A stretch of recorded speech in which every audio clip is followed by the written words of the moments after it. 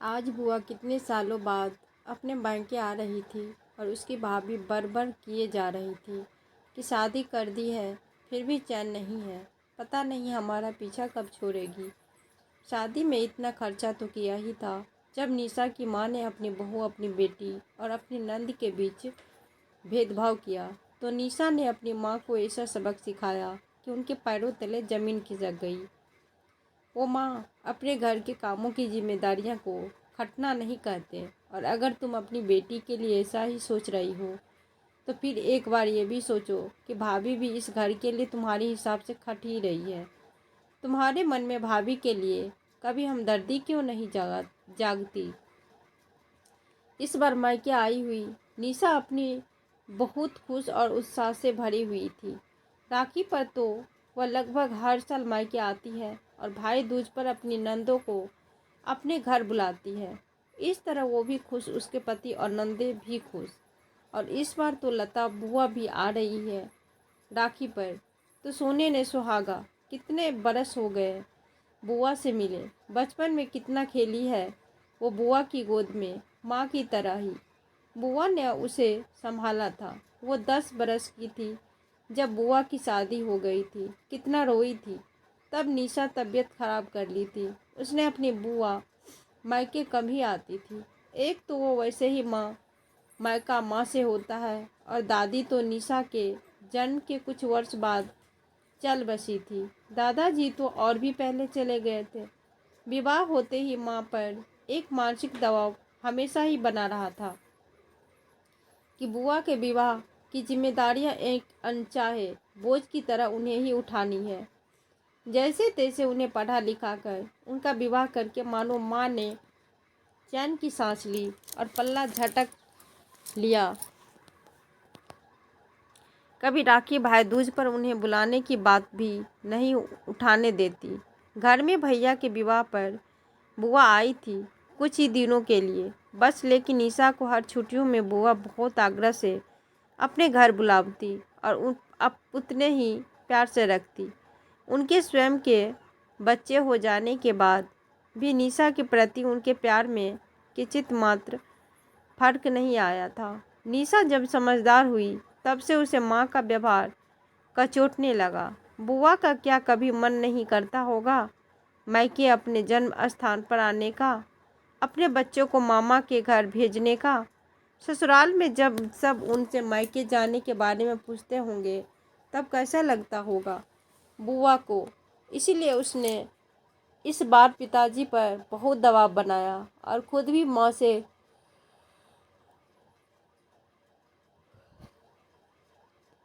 बहुत आग्रहपूर्वक बुआ को राखी पर बुलाने को राजी किया।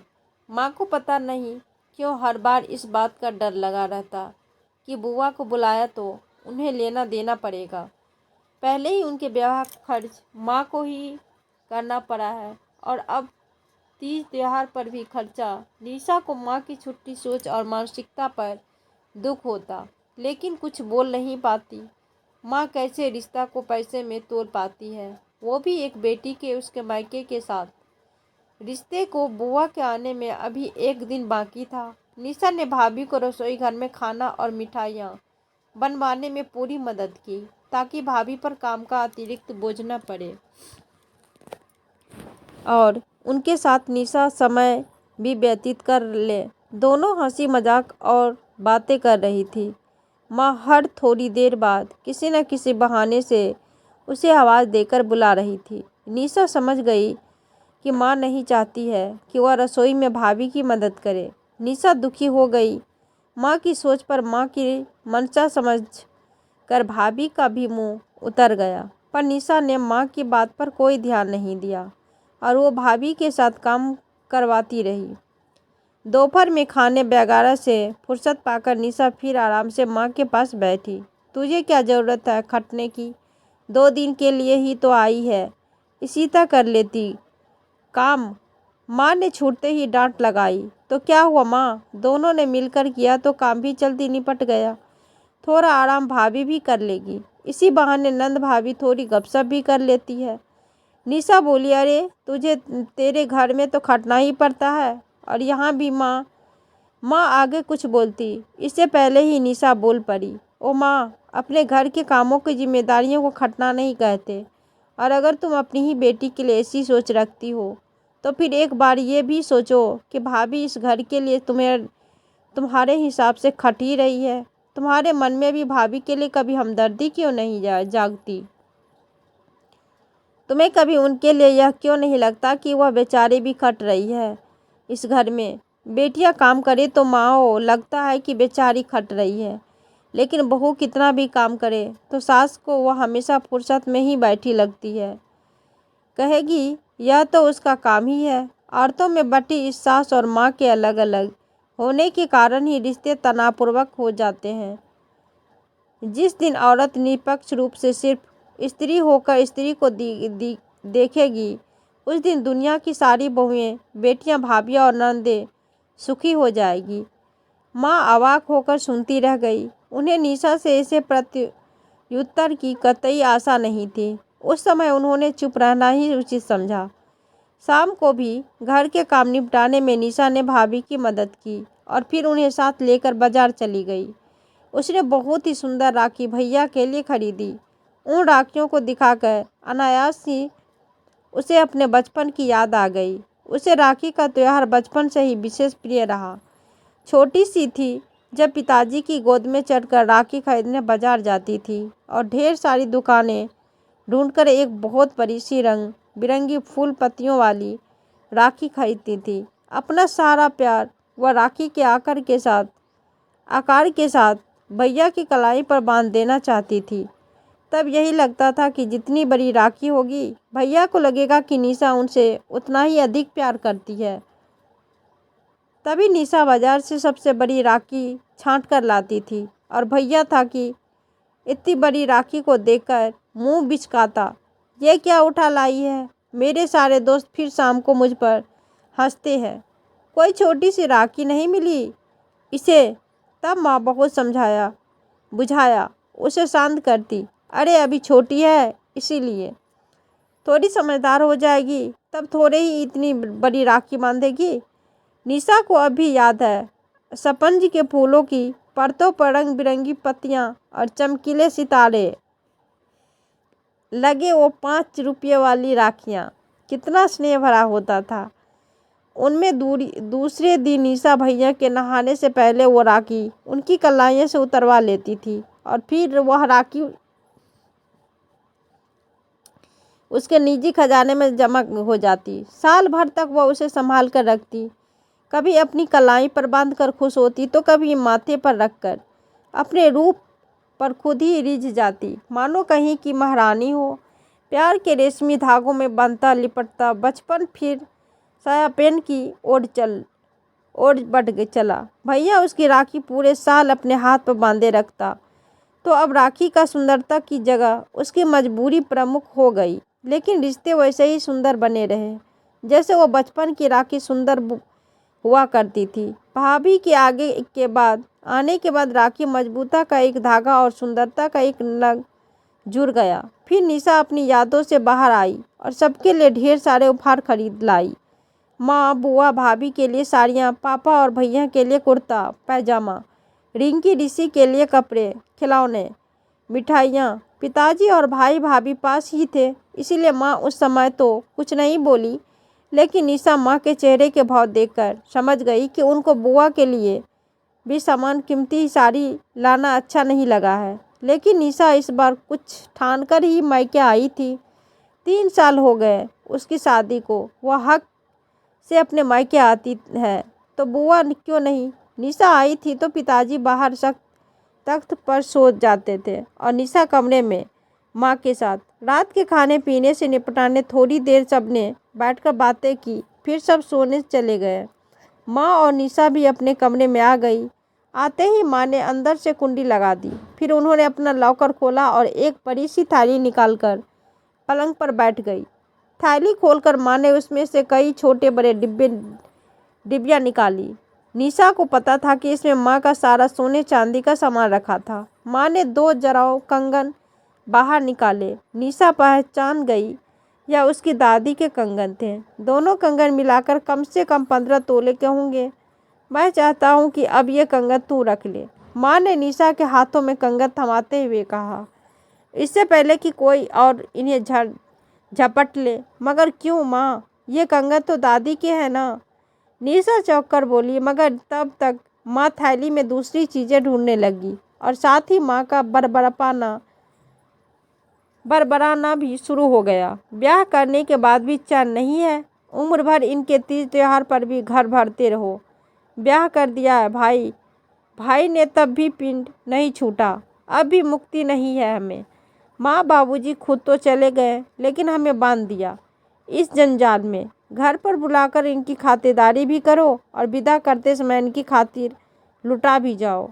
ये बहनें भी को भाई के गले टंगी रहती है। उम्र भर निशा को याद आया, जब बुआ के यहाँ आती थी तो कितने प्यार से चाव से कितना कुछ खरीद कर देती थी। वो उसे कपड़े खिलौने, लेकिन उनके बेटों के लिए माँ ने कभी कुछ नहीं भेजा, न कभी घर बुलाया। छुट्टियों में उन्हें पता ही नहीं कि मामा का घर कैसा होता है। चांदी की मामूली चीज़ देने का माँ का मन नहीं हुआ तो अलमारी में उपहार में आई हुई साड़ियाँ छांटने लगी माँ बुआ को देने के लिए। लेकिन निशा का चेहरा अचानक ही मुरझा सा गया। वह अन्यास की ही बुआ के साथ अपनी तुलना करने लगी। दोनों ही तो इस घर की बेटियां हैं। आज माँ बुआ को लेने देने पर इतना मन खराब कर रही है, कल को भाभी की भी ईरा के लिए साड़ियाँ छाड़ती। माँ की नज़र अचानक निशा पर पड़ी। अरे तुझे क्या हुआ, ऐसा मुंह क्यों उतर आया अचानक? माँ तुम मेरे ही सामने बुआ के प्रति कैसी सोच और कैसी बातें कर रही हो। एक बार फिर नहीं सोचा कि जैसे मैं इस घर की बेटी हूँ, वो भी इस घर की बेटी है। अगर बुआ के प्रति तुम्हारा सोच ऐसी है तो कल को भैया भाभी भी मेरे साथ ऐसा ही करेंगे तो उनकी कोई गलती नहीं होगी ना।